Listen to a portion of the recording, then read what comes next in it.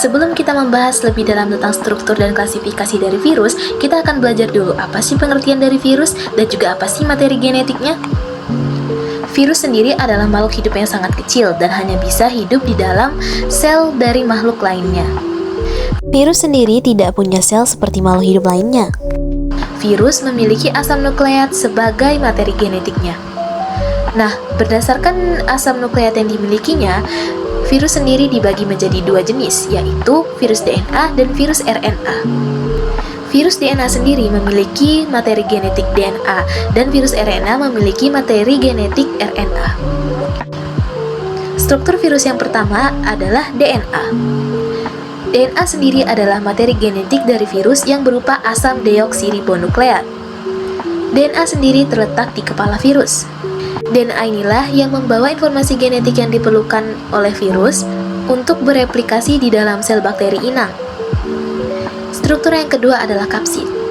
Kapsid sendiri adalah lapisan protein yang melindungi materi genetik.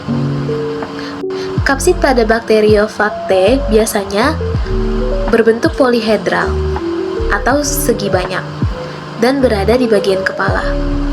Yang ketiga ada selubung ekor. Selubung ekor sendiri adalah struktur berbentuk tabung memanjang yang berada di bawah leher. Selubung ekor ini sendiri berperan dalam proses injeksi materi genetik virus ke dalam sel bakteri. Pada beberapa jenis bakteriofag juga, selubung ekor dapat berkontraksi. Struktur yang keempat adalah leher. Leher sendiri adalah struktur pendek yang menghubungkan antara kepala dan juga selubung ekor virus. Struktur yang kelima adalah serabut ekor. Serabut ekor sendiri adalah serabut-serabut protein yang menjulur dari papan dasar di ujung ekor.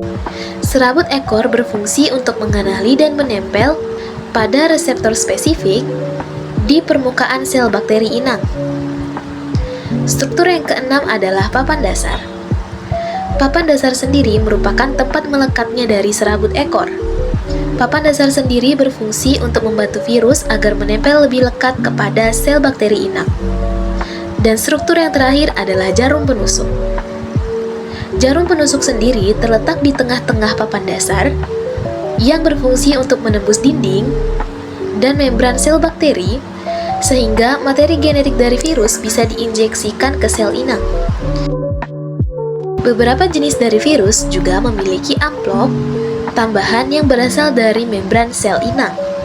Amplop ini berupa membran lipoprotein yang melapisi kapsid, berfungsi untuk memberikan perlindungan ekstra bagi virus. Virus sendiri ada bermacam-macam bentuknya. Yang pertama ada helix. Contohnya adalah tobacco mosaic virus. Yang kedua ada polyhedral. Contohnya adalah adenovirus. Yang ketiga, ada virus yang berbentuk amplop.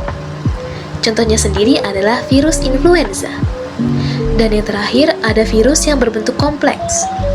Contohnya sendiri adalah bakteriofag atau virus pemakan bakteri.